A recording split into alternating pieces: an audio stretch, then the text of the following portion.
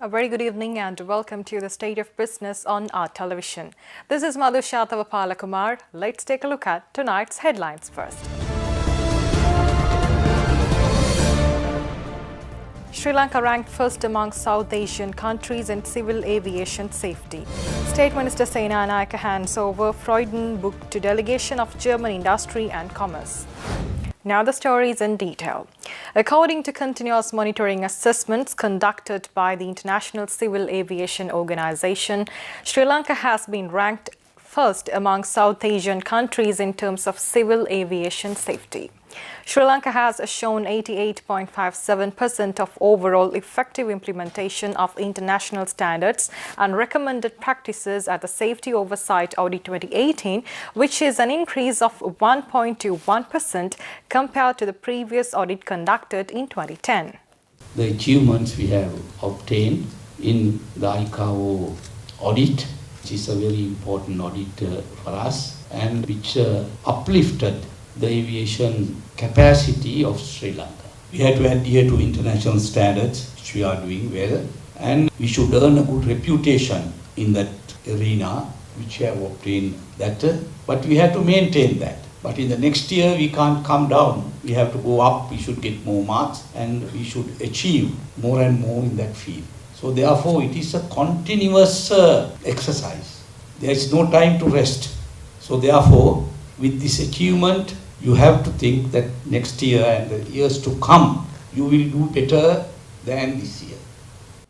Addressing the media during the meeting with the local aviation industry, Minister of Transport and Civil Aviation Nimal Siripala de Silva further noted that the cabinet approval was granted to construct a domestic terminal at the Bandar Naik International Airport to promote domestic air travel in the country.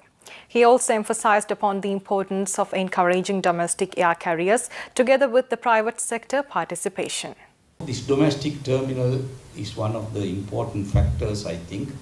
We have to put up that domestic terminal very soon and give a boost to the domestic aviation industry. As far as the domestic aviation industry is concerned, we are giving all the concessions which are needed. Personally, it is my view that the VAT must be exempted in the case of domestic aviation. But of course, as a national policy, how it could be done is left to the Minister of Finance. We need more space in the BIA, and we have to develop Mattala, which way we have taken certain actions that of course people criticize, some people criticize. But of course, in time to come, people will see whether the steps we have taken is correct or wrong. So therefore, I hope that with the cooperation of all the people in the industry, especially with the private sector, everything can't be done by the government alone.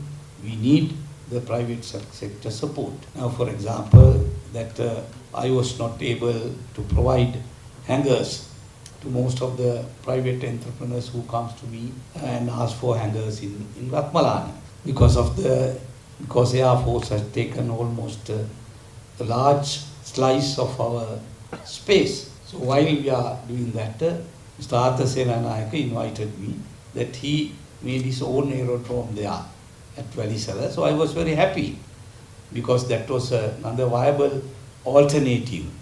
State Minister of Foreign Affairs Vasantha Senanayake officially handed over the Freudenberg book, a historical document dating back to the 19th century, to the delegation of German industry and commerce in Sri Lanka in the presence of German ambassador to Sri Lanka, John Rode.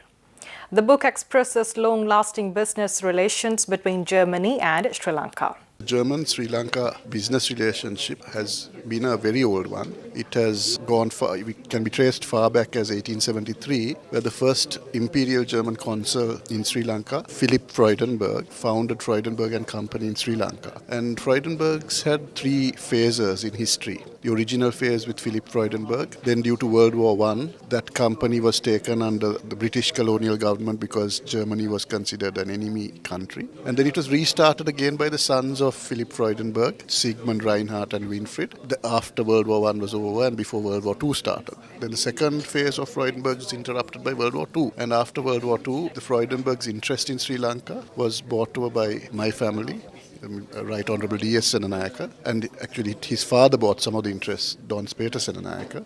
Then it was started for the third time in 1953 as a joint venture between Sri Lanka and the Sennaker family and other directors, of course, and German directors also. Freudenberg's continues as an entity even today. And so we handed over the original book from 1873, which listed and photographed all the Freudenberg's interests in Sri Lanka in 1873, which was in the possession of with my uncle Devinder. It was in his possession. We handed it over to the German embassy, to their commercial wing, so that they can have it as one of their museum records.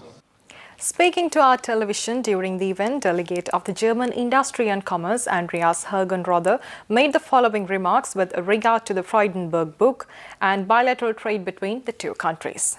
Yeah, today was a very special day for the German-Sri Lankan business relations. In fact, it was the official handover of the historical document, the Freudenberg book, dated back 1873, which symbolizes very intensive good relations that business relations that Germany had for many years, in fact, for more than 140 years. And this year also was a very special year for our bilateral relations because it was the setup of the German Chamber of Commerce in Sri Lanka. And we believe strongly that the future will show many other success stories again in the bilateral business ties. We are a network of 142 offices all around the world, and again today also was the signing of the first platinum premium partnership with the Sri Lankan company Dimo, representing about 35 German companies, among others Siemens and ThyssenKrupp, symbolizing again that there is a very strong potential to develop our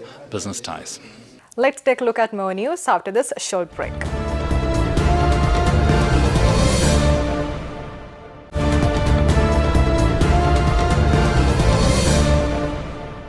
Welcome back. In light of positioning Sri Lanka as the trade hub in the Indian Ocean and the country's objective to achieve an export revenue of $28 billion by 2022, the National Chamber of Exporters of Sri Lanka conducted a forum yesterday to discuss the importance of a diverse workforce with the active engagement of women and how crucial it is for today's businesses, in particular the export industry. Many leading women entrepreneurs from various sectors participated in the forum and outlined the importance of women's equal participation in the workforce and its benefits.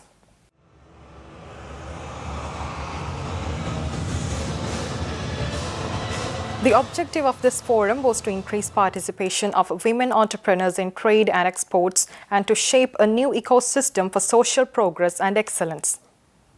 The forum outlined the obstacles preventing women from participating in international value chains and discussed the cultural and regulatory barriers for women to engage in trade and the limited access to productive resources, information, networks, and skills mismatch. The forum identified issues both at policy and operational levels which hinders participation of women in business activities. The proceedings were concluded with a panel discussion where leading women in the media, technology, apparel, agriculture, and banking sectors shared their success stories, perceptions, ideas, and advice on various subject matters relating to female empowerment. Meanwhile, during the event, the National Chamber of Exporters launched NCE's Women's Wing, which will provide special services to women entrepreneurs and other stakeholders. Ramya Veerakon, founder chairperson of Ramya Holdings Limited, expressed her views during an exclusive interview with our television.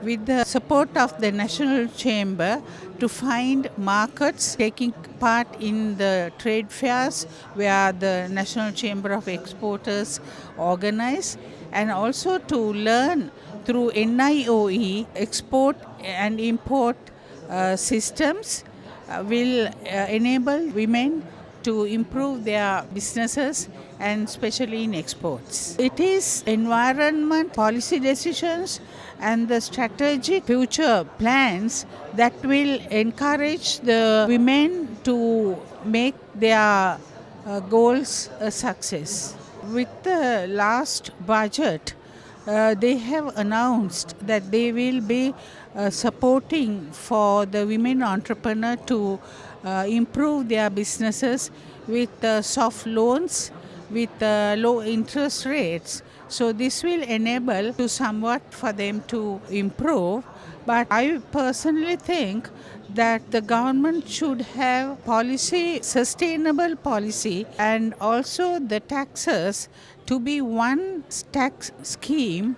Let's take a look at the stocks after this short break.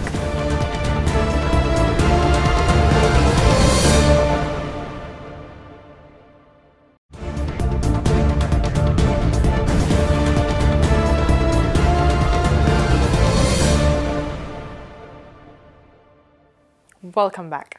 Trading at Colombo Stock Exchange ended on a negative note today. The all-share price index dropped by 8.50 points to close at 6,153.99, and the S&P SL20 dropped by 20.78 points to close at 3,360.37. The turnover was 430.7 million rupees and 8.6 million shares were traded. Next is Forex rates.